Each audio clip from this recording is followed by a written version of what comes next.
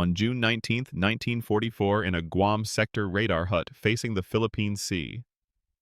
Sato watches sortie per hour climb like a clock gone feral, and as a continuous sky roar presses through the walls, the belief in scarce decks fails in 1 minute. The room measures itself in clicks. Stylus to plex map click, bearing drum to next degree click, breath in through teeth, 2 counts, breath out, 2 counts. He keeps the numbers where the nerves can obey them. Heart rate 110 BPM, breath 20 per minute. Fixation windows, 6 seconds on each new return. The floor hum is a tame thing from the generator, a steady 50 Hz under the soles, a metronome for discipline. He marks a blip at 040 degrees, range 90 kilometers, then another behind it, tighter spacing, then a third that should not be there if a single deck load were all the enemy could lift. He rubs the wax pencil ridge back into a point, resets his breath to 20 per minute, and rides the cadence. Communications cadence holds for now, call sign, bearing range angels, vector out. The voice net repeats his numbers with the clean indifference of steel. For 3 breaths, the scope clears, and the room feels engineered and correct, a silence designed by doctrine to steady the hands. Then the bloom comes back on the tube as if the sea exhaled returns of its own. Sato keeps his oath in plain words because plain words do not drift. He once wrote it on the back of a log page and folded it into his kit. I will not send aircraft where I cannot control launch to recovery. He repeats it now without sound, mouth barely moving, lips dry against the headset cushion. The fear under it does not need words. It flinches him when the first off-schedule wall of engines arrives, not head-on from a single quadrant, but as a pressure field directionless in the way a storm is everywhere at once. Shock sound B enters the room as a low continuous roar layered with a far crack pop that rides the air from the reef line where coastal guns test their fuses. It is early by his book. He has not yet cut the board for the expected window. He feels the headset bakelite go slick under his hand, and the waxed map surface drag as if it had grown grit, small betrayals of touch that register as loss of control per second. Communications Officer Ishii asks for a repeat the net, a fraction too loud, a fraction too fast. Sato keeps his tone flat, keeps the verbs first, keeps the line orderly, but the roar ignores order. It does not spike and fade like an attack run. It holds like a motor that never shuts down. He scouts for the old reassurance in gear that behaved and men who drilled until muscle turned to metronome. Clicking bearings once kept him steady because each click meant the enemy was quantized into angles and distances that would answer to rules. He trained to live inside the interval between clicks. He learned that the interval belonged to the better craftsman. He believed the sea would grant 1 clean duel per day if both sides honored fatigue and fuel and pilots as scarce. He believed in 1 decisive hour built from many perfect minutes. The sky roar tells him the minutes are no longer his. On the desk is a slim folder of captured notes copied clean by an intelligence clerk who disliked adjectives. He flips to the page he marked in pencil the night before and reads the fragment again out loud to no one because numbers carry better when spoken. The hand is a deck chief from an Essex, and the line is an operating truth more than a boast. Deck park on launch 18 in 7 minutes, recover, 12 respot 20 strike 2 up in 28 fueling at sea keeps the clock honest. He reads the units as if they were shells to weigh in his palm. 7 minutes, 12 aircraft, 20 minutes, 28 minutes. Under 30 minutes for a full launch recover turn is a cadence, not a stunt. He hears or imagines he hears the human rhythm inside those numbers. A plane captain counting tie-downs in reverse, a chief timing, a tractor push with a hand chop, a refuel hose cough that marks the end of a cycle and the start of the next.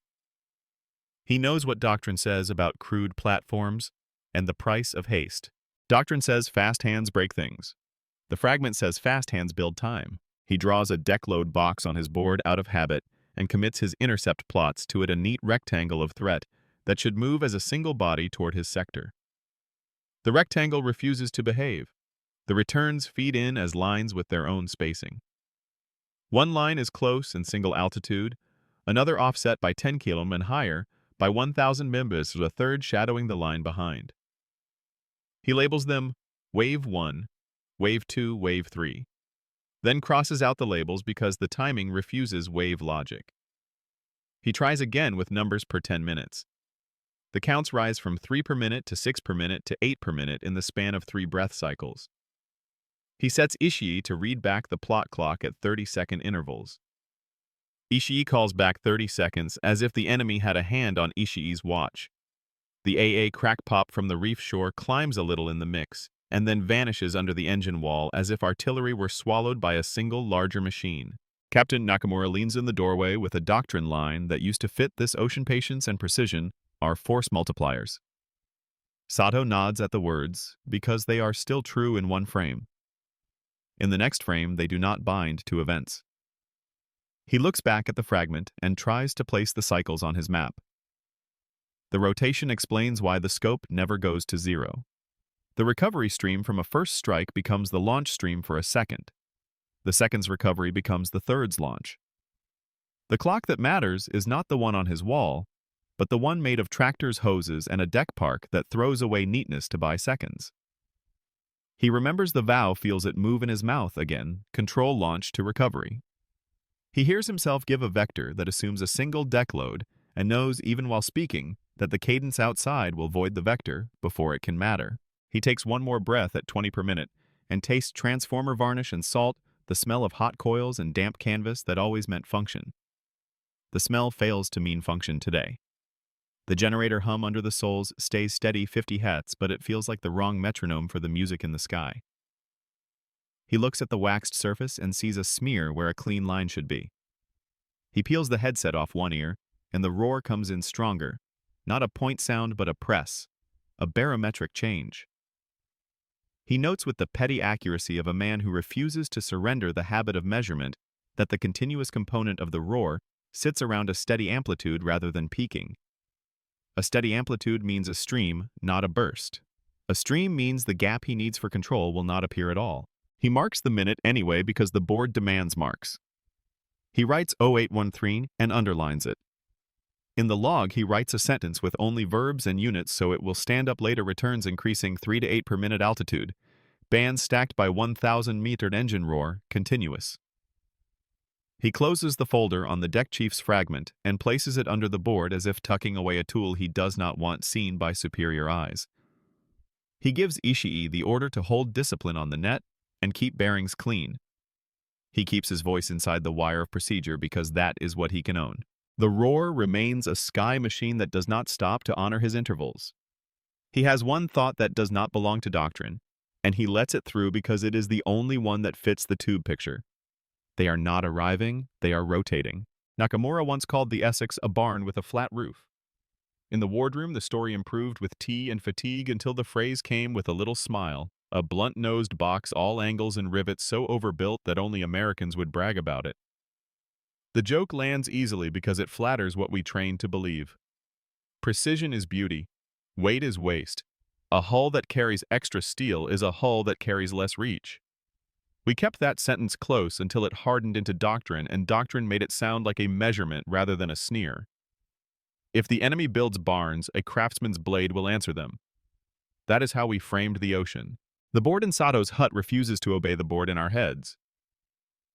What looks crude from a dockside photograph turns exact when measured by minutes.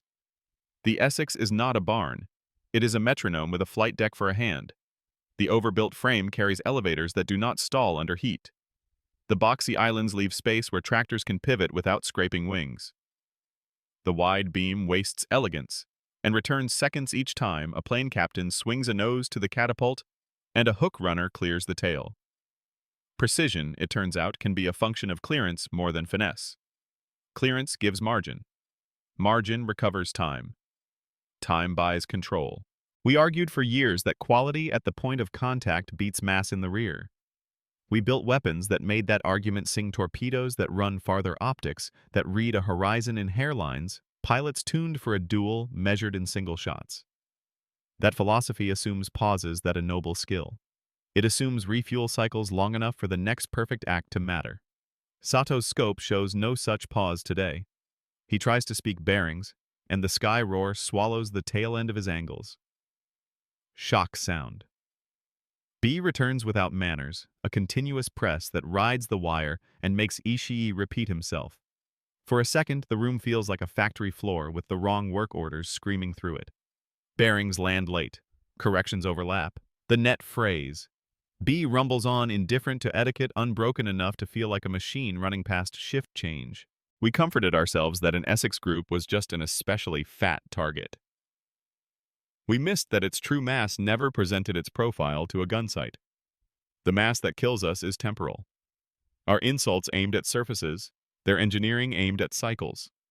That difference hides in the places we call ancillary, and they call the job modular builds standardized fittings cranes that recognize the same lug pattern in every hinge hoses that mate to the same valve threads across hulls.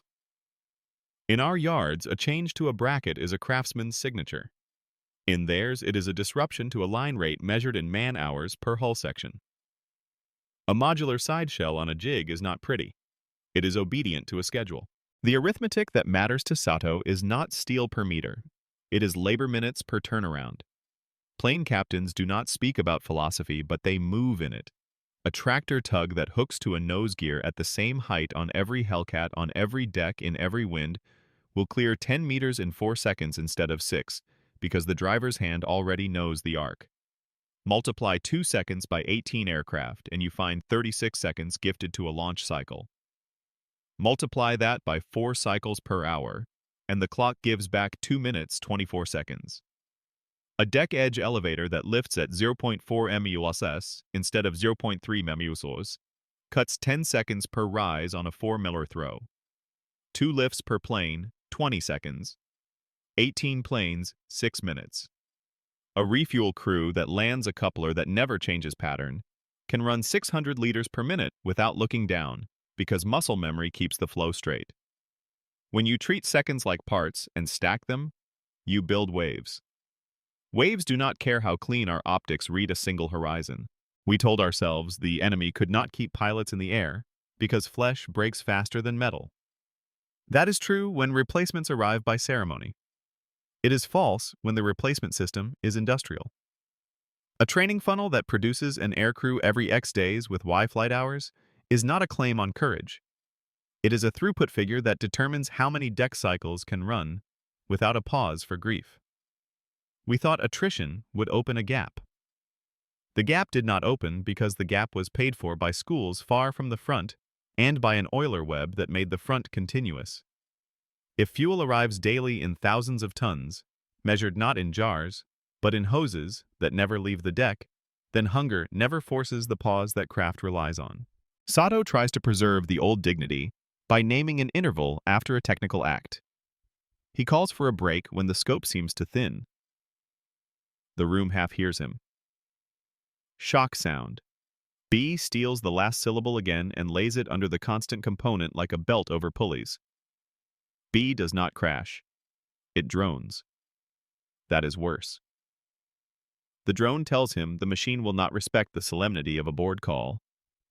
He lowers his voice as if courtesy could change physics and walks the net through bearings like a priest who believes the right can compel the sky.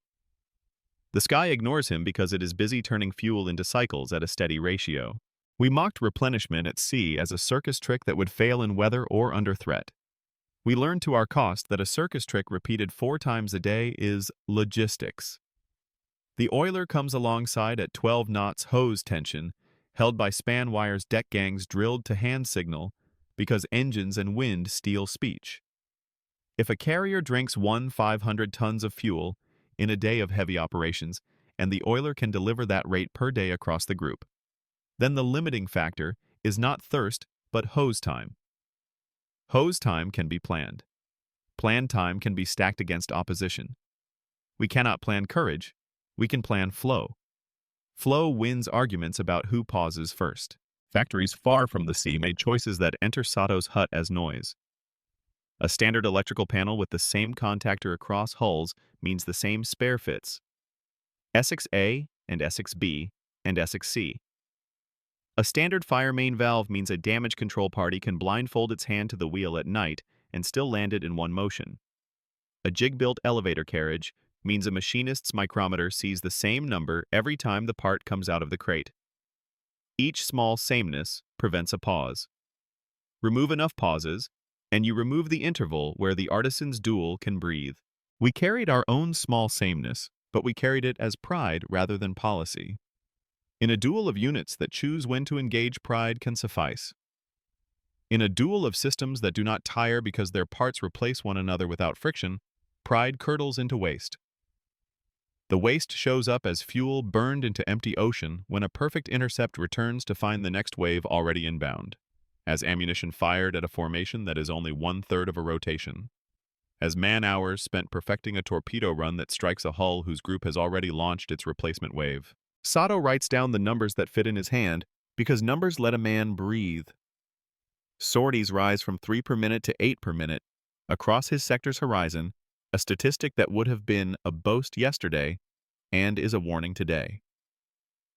He tests an old answer, dislocate the enemy by striking his fuel. It is still the right instinct, but the target has changed shape. Fuel is no longer a dump to burn in one night. It is a moving web with redundancy. Oilers run in pairs. Destroyers pass hoses. Cruisers carry pallet loads of ordnance in holds that load to standard hoists. If you cut one line, the other line bleeds in to cover. To break a web, you must cut faster than it reroutes. That requires cycles faster than the enemy's. We do not own that speed. Numbers carry emotion because they allocate time. Sato puts emotion where he can manage it. X is sorties per hour, mapped to minutes of life over each runway. Y is rearm and refuel time, mapped to breaths before the next wave. The conversion works because a man can count both. When X climbs runway, minutes shrink. When Y refuses to rise, breath counts do not return to baseline between events. Doctrine tells him to open the hand to accept that not every fight is his to control. The sound in the wall tells him there is no hand to open. The machine has made the decision already by arriving again. A craftsman's mind seeks a single fault to correct. He hunts for a weak seam in the box he once called crude. The seam is not on the surface. The seam is in our premise that the sea grants pauses to the better prepared. The Essex was prepared not for a duel, but for a schedule. That schedule is padded by standardization, not finesse. It is defended by an Euler web that converts distance into minutes instead of days. It is multiplied by replacement pools that make men and machines interchangeable at the point where our doctrine insists on irreplaceable skill. The enemy did not build a barn. He built a clock. Sato feels shame enter as a technical note. His bearings are correct, but they do not matter because the cadence behind them will not yield. The line between tactical error and production error is no longer a line. It is a weld between two pieces of the same failure. He thought in events. They thought in rates. He thought in units of excellence. They thought in units of time. The board under his hand is still smooth enough to take a clean line, but his pencil draws curves that will always arrive one interval late. Availability outperforms perfection, not because it argues better, but because it arrives again before the argument ends. The intercept forms clean because habit still answers. Sato reads bearings vectors a pair, then a 4. Fighters climb on schedule from the inland strip where coral bites tires and the runway sweats fuel through cracks. He logs angels 6, then 8, then 12 as the first pair levels into a sun haze that makes range calls honest. The board stays ordered for one small span, lead pair checks and wing pair, falls into line controller cadence lands without overlap.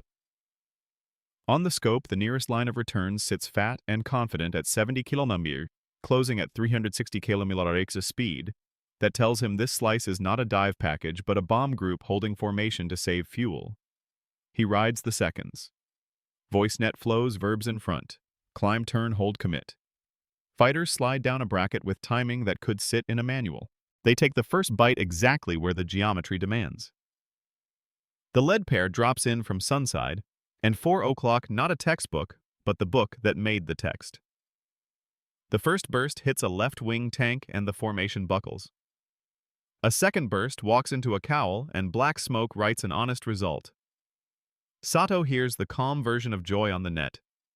2 hits, 1 trailing smoke, 1 down, and he lets the numbers steady him. He plots the second wave to cross the intercept point in 3 minutes at Angels 9 and sets the next pair to cut them.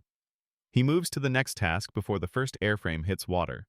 Precision closes distance, distance turns to seconds. Seconds obey when shaped by training. Doctrine feels intact for these breaths. The relief does not arrive. He expects empty on the scope behind that first line, a corridor he can exploit to rotate his own interceptors through fuel and ammunition. The corridor does not exist. Behind the formation that just broke lies another at 80 kilometers, staggered by 10 kilometers and stacked by 1,000 millimeters, and behind that, a streaking glint of high cover that climbs out of his assigned violence as if the air itself made lanes. He cannot swear yet which Essex deck through which string, but his hand knows the cadence. Rotation, not arrival. He updates the board, realigns his hope around a corridor that still refuses to appear. The fighters in the first bracket turn to rearm. One calls fuel at 80 liters, another reports 150 rounds left on the starboard gun, less on port, where a jam cost him 10 seconds of fire. Sato feels metric Y start to drain in his own breath the rearm and refuel time he assigns to each runway in his head. Y should refill in one clean interval if the sky grants him a pause. The scope says no. He clips his word, shaves vowels, tries to buy seconds by speaking less. It changes nothing outside the hut. Offshore, the invisible net rises. At first, it shows only as a pattern in the reports. Shore AA pits spit their timed fuses and do their old work of drawing passing attention. But farther out, a cruiser group fires as if they own the air between arcs. Gunners with a fuse that listens instead of guesses set a ceiling of bursts that do not need to be perfect. They need only to be many. Proximity makes the shell smarter than a guess and stupider than a craftsman. A good trade when the sky is crowded. Sato cannot see the net with his eyes. He sees it in the effects a wing dips where it should have held. A pilot calls a flak burst at 30 millimeters. That coincides with a turn he thought safe. An escort breaks apart to avoid nothing obvious and pays in alignment. He hears a radio man mark a flash with no count. He hears a second voice curse at the same instant in a different place. Invisible means the trap does not need a show. Shock sound B creeps into the seam when the scope thins for a breath, a near silence that deceives novices and still tempts veterans. The engine wall folds back in before Ishii can finish a bearing call. B rises to a mid-room crescendo like weather learning the shape of a valley. It rides the wire and makes non-words out of clean nouns. Sato keeps speaking through it on purpose. If he stops, he tells himself he concedes the board to sound. He anchors in verbs and units. He thinks in rates because the roar thinks in rates. Bearings land late by a half count, but they land. He moves the next four into a cut that will shave the second formation at the tractable edge of the net. The second cut is more work. The enemy refuses to hold an angle that flatters gunnery. Escorts fan with a precision that looks casual and must be drilled. The bracket still lands. One bomber drops a stick short and leaves white water in a neat pattern that signals fuel conservation more than panic. Another releases late and throws a ragged line over empty reef. The radio carries a few curt words that sound like a reprimand and a collective adjustment of pace. Our fighters take their second bite and show their training again. One enemy falls in flames that tape across the sea. One limps drops gear for no reason Sato can read and vanishes into haze. He logs 2 down. He refuses adjectives. He watches for the corridor. None. The first pair lands hard and rolls toward the revetments. Ground crews move to refuel at the same coral break where thousands of liters sit in drums that heat under sun and promise hazard if a shell looks at them. Hose time should be 6 minutes for a quick turn if no valve sticks, and the man at the hand pump keeps his rhythm. Ammunition crews count rounds by 2s and 4s with a speed that would make a factory foreman nod. But each aircraft teaches a slightly different grip. A latch that sits a half-finger width off a feed cover that asks for a pry bar instead of a palm. Our small differences make us proud in parades. They add minutes when the sky requires seconds. Sato counts breaths and watches the scope for a drop that would let the second pair land clean into service lanes. No drop arrives. The engine wall holds steady. B sits at a constant amplitude that works on men like a headache. He throws a third intercept at the third line and tells himself the rhythm can still be forced. Perfect cuts can still add to a sum that matters. The fighters go into the slot and find not one formation but 2 on converging tracks with time separation too small for comfort. The net offshore answers with another layer of bursts whose timing makes corrections expensive. One of Sato's pilots reports a glancing hit and misfires a burst that walks through air. Another calls out a smoke trail that turns from a straight line to a spiral and vanishes into glare. The math of angles still works, but the payoff changes as cycles overlap. A perfect bracket scores, then dissolves into avoidance. Discipline spends itself for a result that does not propagate forward in time. He glances at the clock and hates it for honesty. It gives him 31 minutes since the first returns hit the tube in force. In a doctrine built for duels, a half hour contains a tide, a rise, a clash, a fall, a clean after.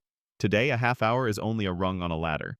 He marks 0844 in the log and writes it plain. Third intercept commits net heavy rotation, holds runway slots congested.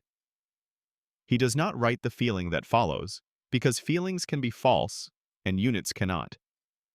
The feeling is that he works for the wrong master in a fight ruled by a clock. The runways begin to betray him in small ways because too many cycles seek them at once. A fighter flares long because wind shifts. Another takes the ditch and stays intact, but blocks a taxi track for 6 minutes.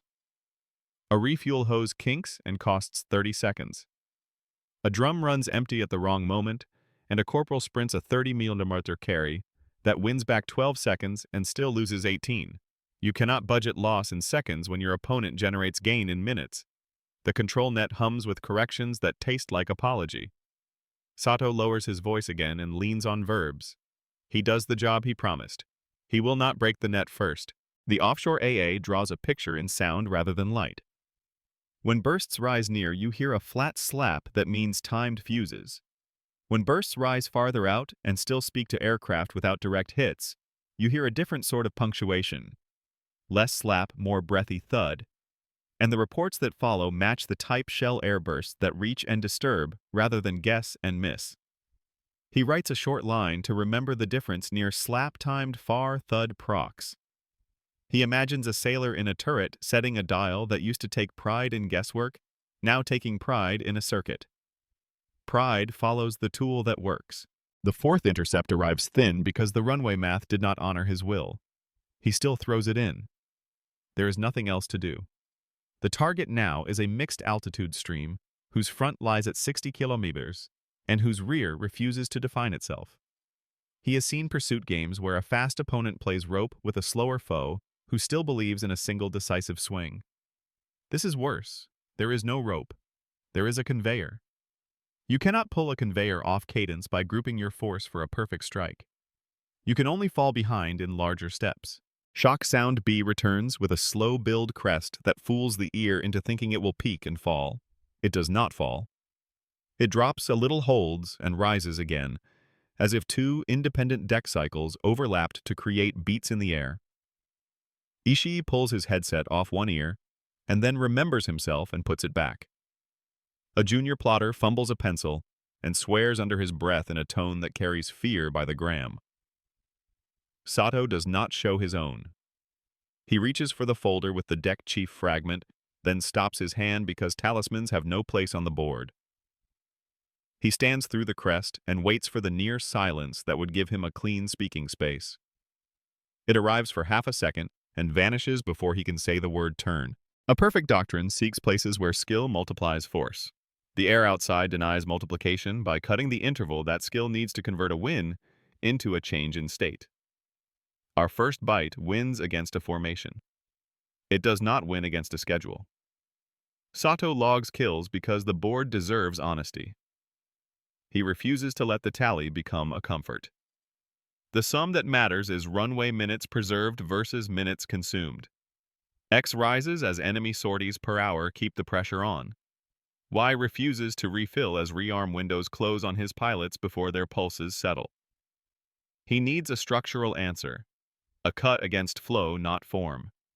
And none lives inside his authority. He orders one pair to hold high and threaten only if a clean opportunity presents. It is an economy he would have condemned last year as timid. Today, it is an admission that each burst fired without payoff buys the machine offshore more time to rotate. He watches the high pair drift conserve weight. He hates the waiting because it tastes like surrender. He writes conserve fuel to trick himself into believing he still runs a plan, but the plan now exists in the negative of the enemy's rate. Ground control reports a spare hose from the stores finally threaded to a coupler that fought for an hour in peacetime tests. It saves perhaps 40 seconds on the next 2 turns. He notes it. He knows it will not matter at scale. He thinks of the oiler web and the deck park, and the way Allied hands turn standardized fittings into seconds that survive translation from one deck to another. He thinks of their cranes and our wrists. He does not tell the room the thought. He translates it into a bearing call because bearings are what he can own. A lone bomber tries for the run that doctrine wrote for it. It comes in low against reef water that mirrors sky and hopes that near slap-timed fuses will grow dumb at very low altitude. For a moment it works. Shells detonate above and behind, and the bomber threads a clean line across spray. A cruiser turns a minor angle, and a new belt of far thud airbursts erupts just ahead, and to the side, triggered by presence not by the timer, a man spun with thumb and guess. The bomber Jinx climbs a hair to clear a shadow that looks like a wake and might be nothing. That hair puts it back into a lane the net owns. A fragment clips a control surface. The Jink becomes a wobble. Escort guns rake the area where the wobble must exit and do not need a visual on a fuselage to lay effective volume. Sato watches a clean try convert to a lesson. He files the lesson under rates, not courage. He considers ordering a break in radio discipline to let men vent for 10 seconds. He does not. Venting returns nothing measurable. He has learned to hate anything that returns nothing measurable. He remembers Captain Nakamura's line about patience and precision as force multipliers and sees it now as a currency that devalues when the market floods. Multipliers need scarcity to produce meaning. Abundance laughs at multipliers and pays cash in seconds. He tries a small lie to himself. If the next intercept lands perfectly, it will ripple forward. The lie does not survive the engine wall's steady amplitude. He hears the beats created by 2 decks out of phase. He hears the small roll-on of props that means recoveries and launches braid. He hears a world where the end of one effort is the beginning of the next, without the courtesy of a pause. He gives the vector anyway because men expect him to. A fighter returns with a hole in a wing, and a pilot who refuses morphine because he still counts rounds with his offhand and does not want the numbers to go blurry. The crew chief touches the wing wipes a fingertip across cordite soot and turns to the hose with a motion that wastes no motion. Sato sees a craftsman moving like a factory worker and feels the shame that he has no factory to support the craft. The pilot breathes fast, 28 per minute, and tries to slow it to 20 by force. The body can lie to itself better than the board can. The board draws steady lines of arrivals. At 0916, he gets his near silence again. Not the true silence of a battle ended, only a hole that invites speech. He uses it to step the next 4 toward a cut that will at least hold the edges of the 3rd line off the runway approaches. He does not promise himself a payoff. He promises himself that he will waste as little as possible. Discipline remains, but discipline now functions as a brake on loss rather than a lever for gain. He recognizes the shift and forces the admission through his teeth. We are spending excellence to hold 0. He closes the log line with a sentence that contains no ornaments, because ornaments lie disciplined, intercepts succeeding at point of contact. Rotation fills gaps. Proximity net neutralizes approach lanes. Runway turn times do not recover. Y continues to bleed. He lays the pencil down for 1 second and feels the wax of the board under his palm. He pulls his hand away because the heat from the generator makes the surface tacky and he wants the illusion of clean tools. He inhales varnish and salt. He lets the engine wall tell him the truth one more time by refusing to dip. The thesis he would not say aloud at sunrise now writes itself in the margin, and refuses erasure discipline becomes waste when abundance denies the step that turns skill into time. He looks at the board like a man reading a verdict he suspected for weeks. He looks at the door where Nakamura stood with a line about patience. He looks at Ishii, whose voice still holds bearings against the roar. He pushes the button and gives the next vector in a tone that accepts a world in rates. He does not say the word trap. He does not need to. The board says it with numbers. The sky decides the moment by ignoring his preparation. Shock sound B hits maximum like a wall that moves inward. The roar does not crest and fall. It stacks a steady amplitude married to beats that tell him 2 decks run out of phase and a 3rd may be close. Bearings smear a half-count late. Voices crowd the net. The scope blooms with returns that overlap in range and altitude until the tube looks less like traffic and more like weather. He tastes transformer varnish and salt. He hears Ishii clip words to save milliseconds. He looks at the runway slot chart and sees lines rather than windows.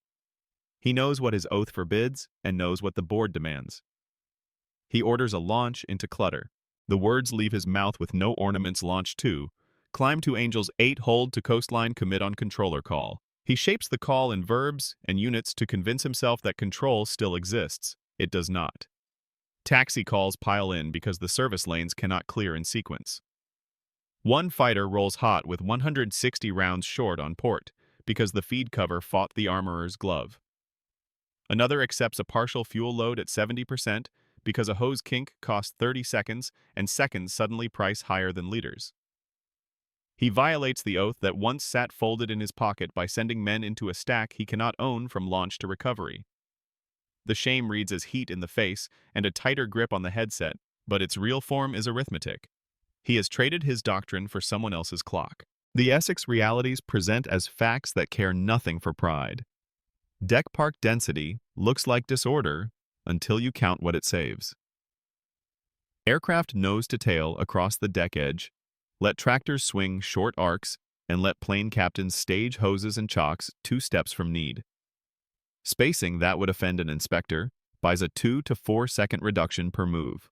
Across 18 moves, it gives a minute that survives weather. Rapid respot replaces elegance with choreography. A deck edge elevator cycles at 0.4 mm, and a tractor clears 10 mm in 4 seconds, and a hook runner hand signals in patterns his arm learned yesterday and last month and last year because the fittings never change. Recovery streams braid with launches in a pattern that feels like nonsense until you track time rather than look for empty deck. The stream becomes a river when you include fueling at sea that restores 1,000 to 1,500 tons per carrier per day across the group and keeps deck crews drilling the same motions without a break large enough for errors to forget themselves. He hears the stream in the air rather than sees it. Shock sound B holds at a steady loud that does not respect unit boundaries. A new wave climbs behind an old wave before the old wave clears flak range. Beats in the roar announce overlaps that will make his bearings late, even when his hand is right. He tells himself to wait one breath for a clean lane. The breath does not arrive. He tells Ishii to hold a vector until the last instant. Ishii reads stumbles on a consonant because the engine wall jumps a fraction corrects recovers. Sato orders commit anyway because he cannot solve the puzzle by abstaining. The pair he launched walks the edges of a proximity net that now speaks like a design rather than an accident. Far thud bursts reach for a jink instead of guessing. The pilots report a ceiling of air that feels charged, a superstition some men use when they do not know a circuit is listening for them. One pilot calls a set of glints that climb out of the net on a vector he cannot follow because his fuel state sits at 40 minutes to dry, and the runway queue already steals 10 of those minutes at idle. Sato recognizes the new humiliation. He asks for skill and pays skill into a market that only honors rate. He measures shame in units he can bear to say aloud. Y bleeds at the runway. X stays high offshore. The exchange rate favors them. He tries for control by narrowing his own scope. He takes one sliver of sky and owns it hard. He allocates the next pair to a simple job. Protect the runway heads from stragglers and opportunists. Avoid the net fire only at ranges that promise a probability of effect greater than a fixed threshold he chooses on the fly. He turns skill into a filter to prevent waste. It works for 5 minutes. Then the cycle shifts, and the filter costs him a shot that might have preserved a minute of runway life. He hears his own hesitation return as an echo in a pilot's voice, and hates it because it is his. He orders the next attack with no conditional language. He strips the sentence to verbs, turn, climb, cut, fire. The verbs land, the result does not propagate. A kill appears as a dot of smoke on the horizon and dissolves into incoming motion he cannot parse. Deck park density continues to mock his old sense of correctness. He imagines a deck chief walking a line of aircraft and touching the same latch at the same location on every machine on every ship in the group. He imagines how many seconds that sameness has bought him today as pain. He hears the oiler's pumps as part of the roar even though he stands inland. He invents their rhythm because he needs to believe the machine has a body. He pictures hoses laid on non-skid couplers thudding into threads that never argue a span wire humming at 12 knots of alongside speed to keep tension steady while hands move with signals rather than words. He sees a world where the loudest noise is planned and the quietest noise is the only one that can change a result, the click of a latch that always fits. The recovery stream shows itself as a refusal to end. He expects a valley between strikes in which even a hard-pressed deck must stop to breathe. The valley does not appear because recovery becomes launch and launch becomes recovery, and the stream's width, not its peak, writes the day. He counts beats in the engine wall that match 3 to 4 minute spacing for approach and 7 to 10 minute spacing for respot, and 20 to 30 minute spacing for full strike turn. He does not know which hull owns which beat.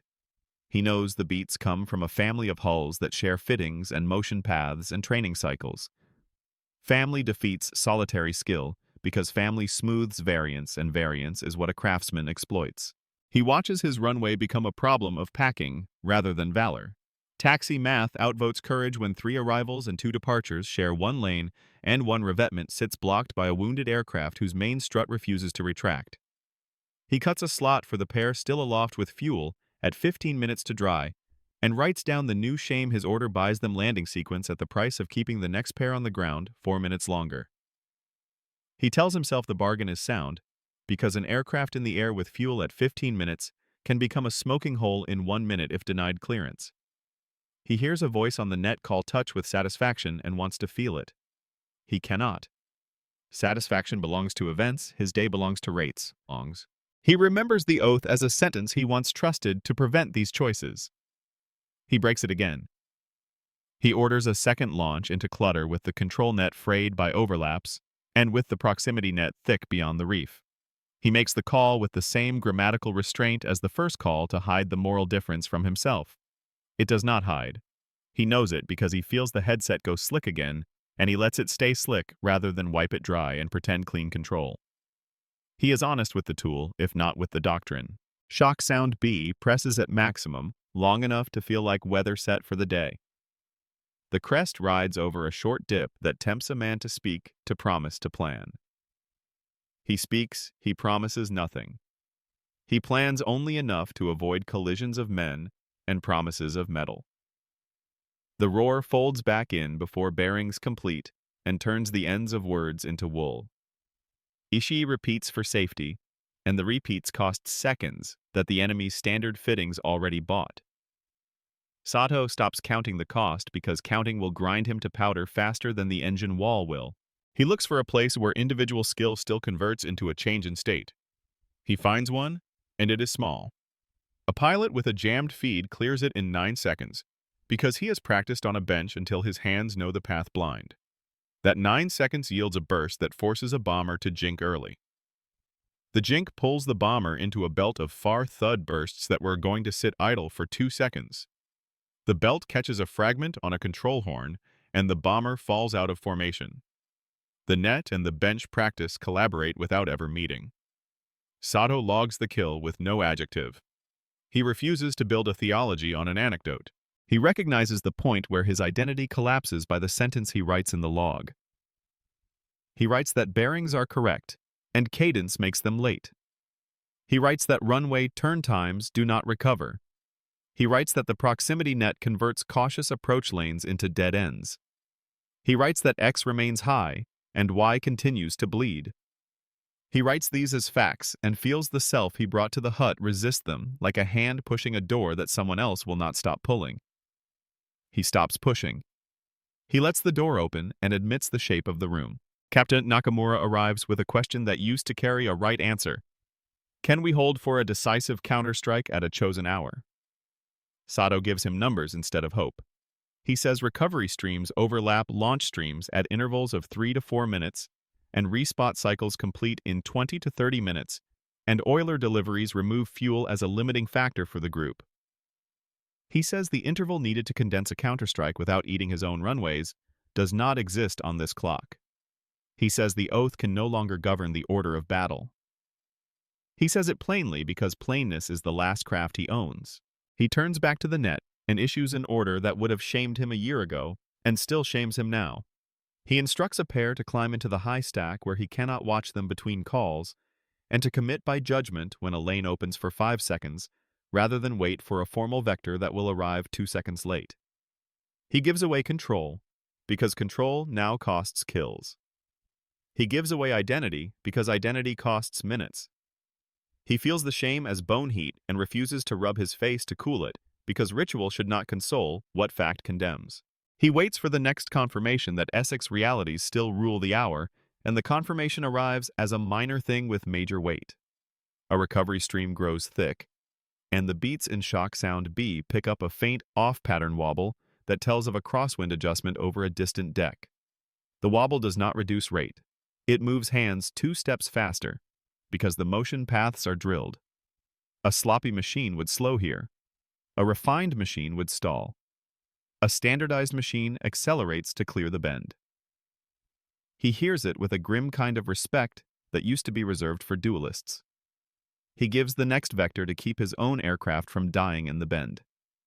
He feels his most personal skill now serve as a buffer to reduce waste rather than a spear to generate gain. At the end of the hour, he has one clean place to put a conclusion, and he chooses to speak it only to himself. The engines hold a steady amplitude with composite beats that prove rotation. The board has no corridor. The runway has no rest. The net offshore provides an invisible ceiling that denies approach, shapes the manual once praised. His orders do not change state. They manage loss. Individual skill lives, but it lives as a gasket in a machine it does not own. He names the emotion cleanly Beck. The room cools when the generator settles into its night hum. Sato stands in the maintenance alcove where the air is still and the light sits low. On one bench lies a long lance casing, 600mm diameter paint flaked near a seam, steel cold as a rule. On the opposite shelf rests a crate with an inert fueling hose coupler pulled from a wrecked Allied deck rubber stiff under a stamped plate. He puts one hand on steel, one hand on rubber, and waits for the body to tell him which world still answers to touch. Transformer varnish rides the air warm and acrid, the smell of coils that held the net alive all day. The hut feels honest at last because noise is down to 50 Hz and breath. He measures the torpedo with habit more than need. Outer skin thickness near 8mm, seam gap less than a fingernail. Balance ring seated true. He remembers why this object once proved a doctrine. Range that outran escorts. Warhead weight that promised a single clean correction to a bad position. He hears the classroom voice that said, "Quality at the point of contact cancels numbers." He moves his palm along a weld and feels the sentence slip. The weld is perfect. The sentence is not. He turns to the coupler and reads the stamp by thumb because the plate is scuffed. A size mark in inches. A thread pitch he can sketch from memory after one pass. The face seals by compression, not ceremony. Its promise is not distance or force. Its promise is seconds. He plants the coupler against the bench and works the collar with 2 fingers. It seats with a dull click that does not care about rank. He does not like the feeling because it admits a truth with no drama. When anything that looks like this meets anything else that looks like this, flow starts. Flow measured in liters per minute. Flow that writes time on decks a horizon away. He opens the log and gives the day a sum that fits in a margin. X sorties per hour held high from first contact to sunset, 180 to 240 per group when counted across the sector. Y rearm and refuel windows on our runways failed to refill 8 to 12 minutes needed, 0 to 3 delivered. He adds the line that turns these into a verdict when X remains high and Y remains low. Minutes of life over a runway shrink to a margin that skill cannot widen. He writes the confession that belongs to a man who put verbs first and watched them fail to change the state. I believed a perfect act could convert a bad clock into a good hour. I spent men and fuel to prove it. I watched the hour ignore the act. He sets the pencil down, then picks it up again because material needs a witness in units. He adds a conversion that any watch can test 2 seconds saved per move on an 18-plane deck cycle. Times 4 cycles per hour yields 144 seconds. 6 minutes saved by elevator rate. Together, these buy 8.4 minutes. He writes these numbers without comfort because they belong to the coupler more than the torpedo. He returns to the long lance and holds the nose where the cap screws meet the skin. The steel answers the hand with mass and order. He loves it still. It does not lie. It delivers force in one moment. It asks for intervals to approach, to guide, to exit, intervals that abundance erases. He recognizes the hidden cost that the day made visible. The cost was not in steel or fuel at the tip. The cost lived in all the minutes we built into our method. He had carried that cost with pride and called it discipline. The Essex machine charged those minutes back with interest. He lifts the coupler again and tests the seal with a twist back and forth. The rubber lip fetches up the same way each time. No training needed beyond one pass. No tool beyond hand. He hears a deck chief in his head call the hand signals, not because he wants to honor the enemy, but because the cadence fits the numbers he wrote. He does not praise the stamp for being crude. He admits it for being identical enough to be boring. Boring turned into minutes. Minutes turned into cycles. Cycles turned into pressure that made a doctrine feel small. He writes a sentence for the record in the voice he used on the net. Short, clear, no rescue by tone, our precision did not fail at contact. It failed between contacts. He writes the corollary waste came from the gaps where we expected pauses and found rotation. The old comfort was that waste could be cut by better craft. Today taught him that waste had come from the philosophy itself. A perfect bracket that cannot propagate was beauty paid in fuel. He takes one more step toward honesty and ties the objects to the metrics. Torpedo 610 mm one shot, one payoff if the sea grants minutes to set up. Coupler 2.5 in thousands of liters per hour. Payoff in seconds every time hands repeat a motion. He writes the line that feels like a small sin and lets it stand the hose beat the blade because the hose bought time. He touches the board one last time and feels the wax give under skin. He lets the smell of varnish sit in his head as the day's motif, not the roar. The roar was the symptom. The smell is the cause. Coils fed by fuel. Fuel delivered by hoses. Hoses seeded by stamps. Stamps repeated by policy. Policy defended by nothing but the fact that it worked. He writes a diary line that will not pass a censor and will pass every engineer who reads it. X and Y favored the carrier machine. Our hours contained their waste. Their minutes contained our end. He closes the log and folds his old oath into the back pocket and does not take it out. He has no new oath yet. He has a ledger. He states the thesis for himself, so he does not need to hear it from another mouth. The total of X and Y is the truth. It says that the cost we never priced sat inside our pride and showed itself as waste when the enemy removed the interval that made pride count. He sets the coupler down with care and rests the torpedo casing with the same care and accepts that care is not a currency here. On his way out, he stops by the doorway and writes one last equation on a scrap he tucks under the board. Sorties, hour X. High and steady minus rearm window minutes Y near 0 equals runway life. Control threshold. He underlines control threshold because that word used to be his. He leaves the alcove with the generator hum in his bones. The air smells the same as when he walked in. His steps sound the same on concrete. The doctrine is not the same. He will carry the difference in units, not in slogans. He has one sentence left and gives it no verb, so it cannot beg mercy the waste was in us. A historian voice takes the frame and prices a sortie in time. In 1944, the carrier war stopped being a contest of hulls and started being a contest of minutes. Availability became policy because it could be measured on a watch. When a group holds 180 to 240 sorties per hour across a sector and can keep that rate through weather and loss, the doctrine is not a tactic, it is a clock with steel hands. The old promise of decisive perfection sought one crowned hour. It asked a craftsman to carry the load, and it granted him pauses to shape events. The new promise paid for flow. Standard fittings, modular builds, and hoses that seat by stamp turned fuel and parts into motion at deck edge speed. A deck park looked crude on a photograph and exact on a timetable. A recovery stream wrote itself as beats 3 to 4 minutes apart. A respot finished in 20 to 30 minutes. An oiler web closed distance at 12 knots and delivered 1,000 to 1,500 tons per carrier per day. The clock seized the fight and never gave it back. Sato accepts the core fear because the day left no other honest end. Craftsmanship did not die. It moved to a secondary role and served the rate rather than setting it. His bearings stayed correct and stopped mattering first.